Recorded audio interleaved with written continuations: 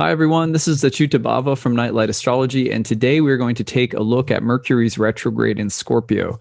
So this is a part of a couple of transits this week that are all coming together at once. And as promised, we were taking a look at the Sun opposite Mars retrograde. Today we're going to take a look at Mercury opposite Uranus as it's stationing to turn retrograde. We also need to look at the Sun square Pluto. There's going to be a Venus opposition to Neptune. You've got Mercury retrograding and going back into the opposition with Uranus again. There's so much powerful astrology happening right now. All right, let's take a look at Mercury. First of all, Mercury's stationing as I'm making this video and opposing Uranus in Taurus. And Mercury is going to turn retrograde between Wednesday and Thursday. So that's the next couple of days. You've got, Wednesday, you've got a stationing Mercury, which often can be a time of one of the most intense parts of a Mercury retrograde transit, and I'll explain why in a minute. And then Mercury is going to go retrograde, and by next week will once again oppose Uranus exactly in Taurus. And then it spends its retrograde typically about 3 weeks. And the Cazimi moment is going to be right around October 25th. And then you're going to have Mercury coming back into Libra. And as it does so, right around Halloween, it will square Saturn. And then it's going to turn direct, stationing and turning direct on the 2nd, the 3rd, and is direct again by the 4th in Libra in a square to Saturn. Very interesting. Especially considering that that's happening during election day here. So that's the sequence of this Mercury retrograde. Now, the opposition to Uranus won't happen until, let's see, it'll be exact between Monday and Tuesday of next week. So you've got a little bit to wait for that, but it's going to happen pretty quickly. All right, so Mercury retrograde in Scorpio opposite Uranus, while we have this very powerful sequence from Mars retrograde, the Sun in Libra, the stellium in Capricorn.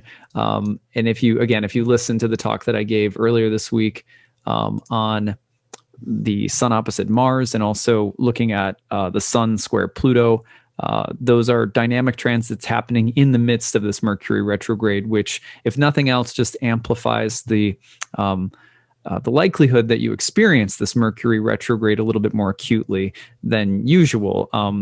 It's a grab bag, though. You have to look at your birth chart and see where that Mercury retrograde is falling in order to get an understanding of how it may or may not be influencing you. If you have Scorpio rising, Taurus rising, Aquarius rising, or Leo rising, then this Mercury retrograde is going to be falling into one of the angular houses in your chart, opposing Uranus and another one of the angular houses, and you're probably more likely to experience it then, especially if you have planets right around, say, 9 to 11 degrees of any of the fixed signs. You may also feel it a little bit more intensely. But in general, here's what to watch for. One of the meanings of retrograde that I was reminded of by a guest speaker that I recently had come and speak to my students. His name was Martin Hermes, and he brought this up in reference to something that Robert Schmidt originally said, who was an astrologer and philosopher and mathematician, and he was one of the guys who was a part of this group called Project Hindsight that translated a lot of the ancient source text into English again for the first time in many hundreds of years. So we have these texts around in the English language, and making an appearance again in the West, I should say, for the first time in a long time. So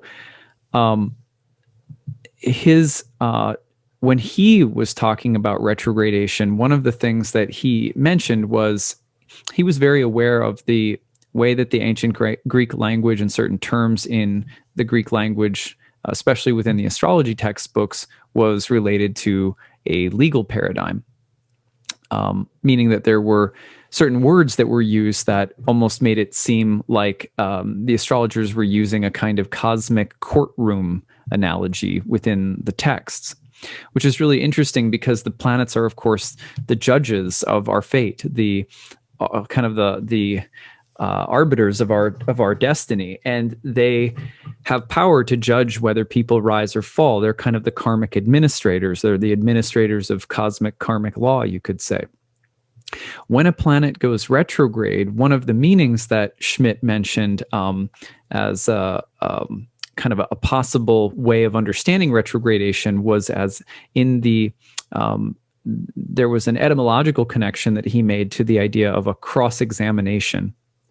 So in a courtroom, let's say, a witness gets up and says something and adds their testimony to the case. Now, one of the things that planets were said to do by the ancient Greek astrologers was to testify that when a planet is doing something, making an aspect, entering a house for the first time, appearing as a morning or an evening star, that it would be offering its testimony. Testimony to what? Well, to the life of the native, to our lives, to the destiny path that is in front of us, and to how things are going to unfold, to our fate, to our karma.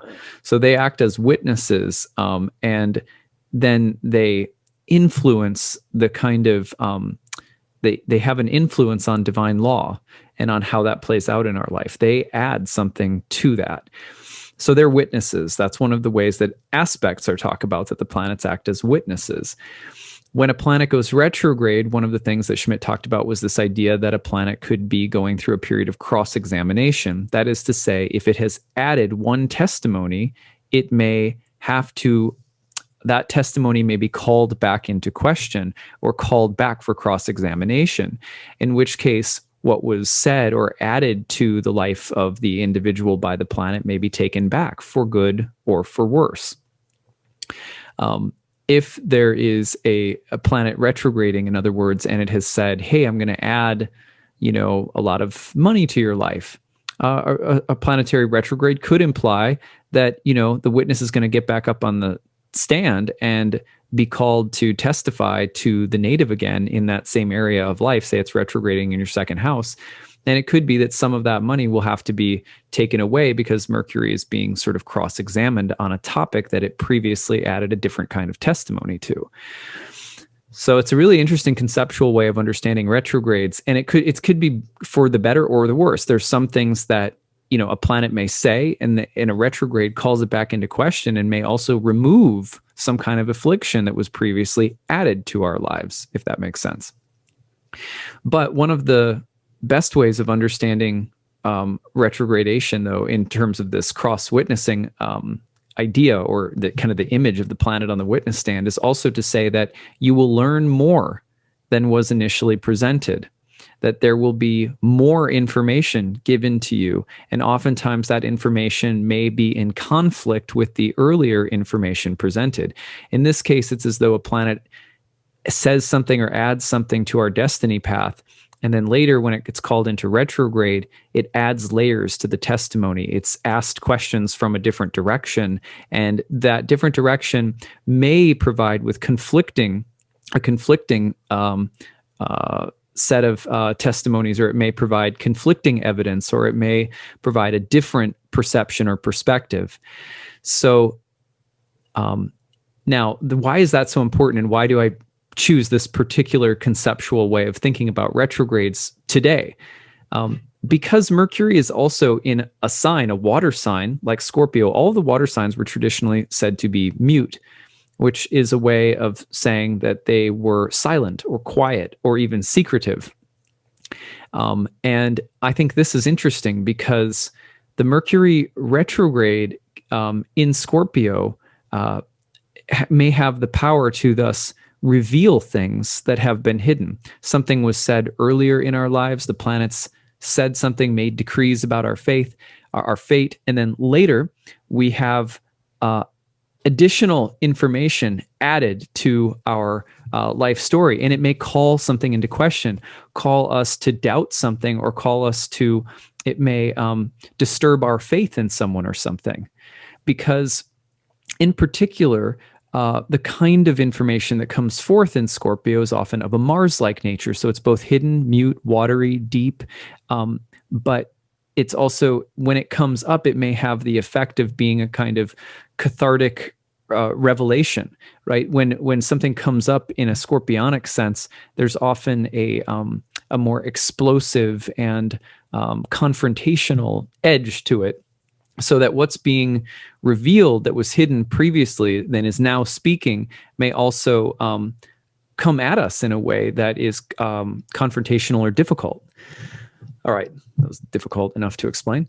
So remember that Mars was a planet that was, when associated with Mercury, was associated with things like investigation, like investigative journalism, or scalpels and surgery, or math and science and chemistry, or cooking things.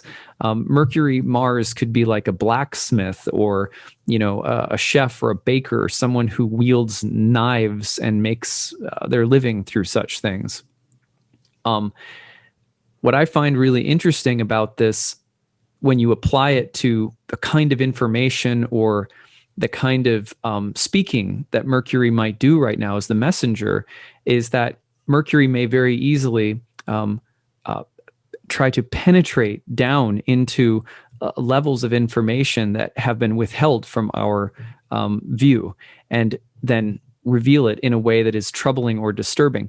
And we have added testimony to this potential by virtue of the fact that Mercury will also be opposing Uranus. And Uranus is the planet of rebellion, defiance, and you could think of Uranus as a kind of circuit breaker, that this planet likes to defy convention. It likes to break apart habituated patterns. It likes to challenge the status quo. It likes to think outside of the box. It's often very disruptive and has a way of interrupting normalcy with quick, fast, sudden transformational bolts of energy. And so the revelatory nature, the cross-examining nature, and also the sudden way in which information can come kind of exploding out of the depths, and possibly causing us to have to confront something that we haven't seen, or that we've been denying or hiding or neglecting. So that's a big theme right now. And the potential for these issues to also be technological is really big, because Mercury and Uranus together often represent breakthroughs in technology. Both Mercury and Uranus are associated with different forms of thievery. So you have things like identity theft, cybercrime, all sorts of stealing or hiding information, things, issues surrounding secrecy or privacy, and questions about what should or should not be shared or revealed to others versus what people feel like everyone should be able to know or see. So these are the kinds of themes that we're likely to encounter in the next, especially in the next week or so, but throughout the next couple of weeks with Mercury retrograde. Now, when Mercury is stationing, as promised, it's as though Mercury stops and suddenly gets really, really bright and hot.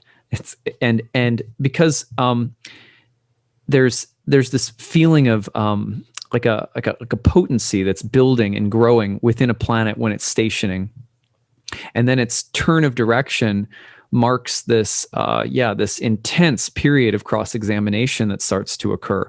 But the stationing itself is often when things break down and a reversal of some kind starts to assert itself. We're going to look in a different direction now, or something in the opposite direction of where you've been going is going to start to occur. And the shift or change in momentum starts to present itself, starts to take hold when the planet is stationing direct. This is why it's so important, by the way, when you're tracking transits, to not just look at the direct moment when the planet passes over another planet, but to look at the moment where it's stationing direct, and will then, in the next sequence of direct motions, aspect the planet. Because when that is happening, that will often mark the turn of the plot line, where I'll give you an example. Like if Saturn is stationing and is going to turn direct, and in its next sequence of direct motions is going to square Venus in your chart, oftentimes it will be that turning point when Saturn is turning direct and will then next go and square Venus, that a critical turning point in relationship to the Saturn-Venus transit will occur. And for example, you may meet someone who in 6 months down the line, when Saturn squares Venus, you will become committed to, or you will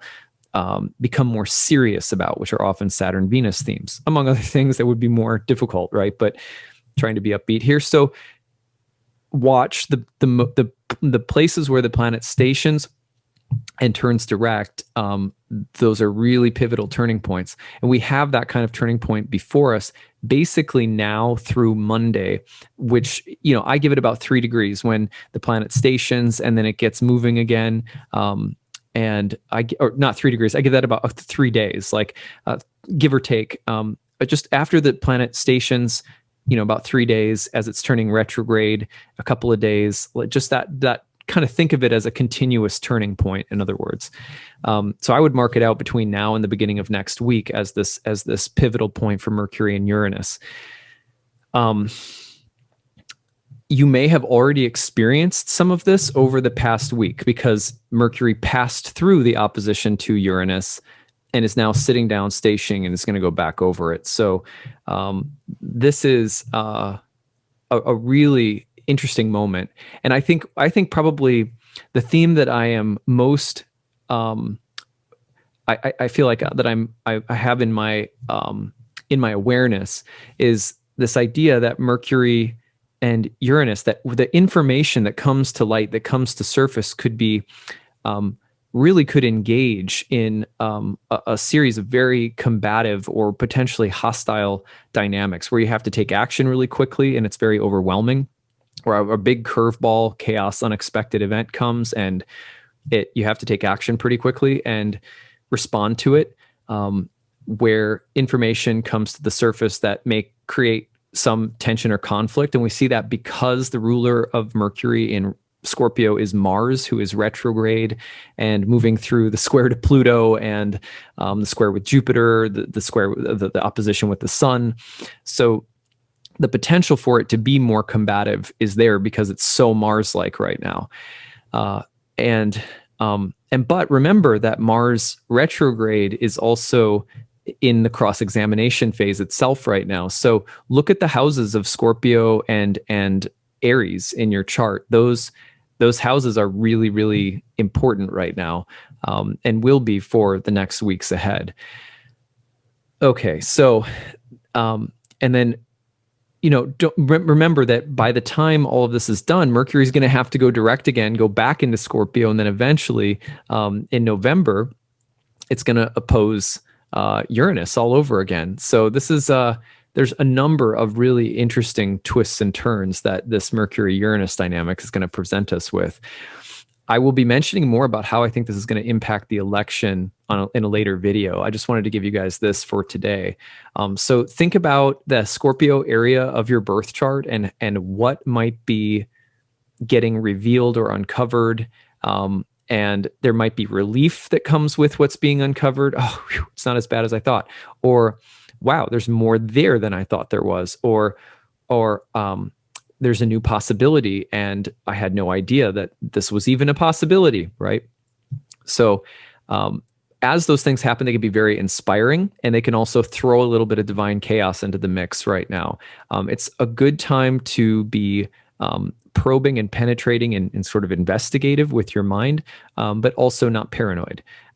And there may be moments of real mental or intellectual excitation and sort of epiphany and little breakthroughs or aha moments in the next week. But be careful that you are also not what do I want to say, jumping out of your pants with the enthusiasm, because it can be a little zealous, and Mercury Uranus is a little bit, what comes to my mind is the two things come to my mind. One is Jerry Maguire.